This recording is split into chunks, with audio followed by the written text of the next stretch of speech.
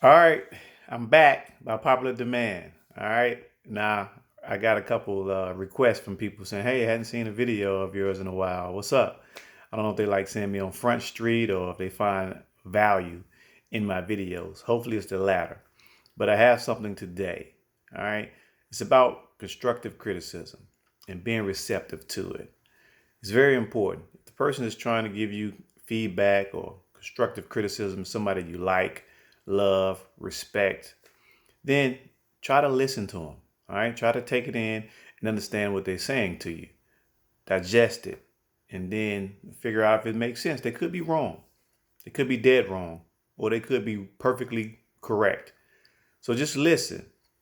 So what often happens is, from my experience dealing with a female or with females, I have some type of constructive criticism or some issue that I have with them.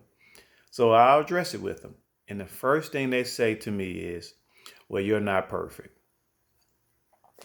That lets me know they completely missing my point and are not in a good place for to correct their action or to hear me. We're not talking about being perfect. Yeah, no one's perfect. So you're correct. I'm not perfect. But what I am doing is addressing a issue with you in an attempt to rectify that issue, limit the issue, and then stop it from happening again, if at all possible. So when someone comes to you with some corrective criticism, then just stay in the moment, stand firm, and just hear them and understand their perspective and what they're talking about. And if it's something legit, then try to work on those things and make those corrections. But what you can't afford to do is become sensitive and put that wall up, right? Become defensive and don't even hear them. Also, more important, equally important, is that you don't take that time to say, well, you do this, and this. I don't say anything about these things. Well, that's your choice. All right. They made a choice to mention it to you in an attempt to fix it. So in that moment, it's about you and you only. Take ownership and deal with it. Now, if they're doing things that you want to bring them up when they do them, not when they're attempting to address your issue or the issue that they have with you. All right. So constructive criticism.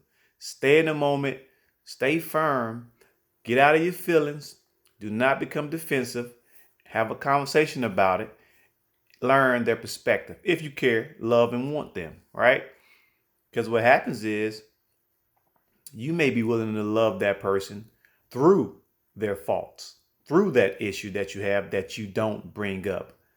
Hey, if that's you, hey, that's the type of person you want to be, fine.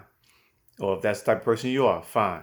But he may or not be that type of person.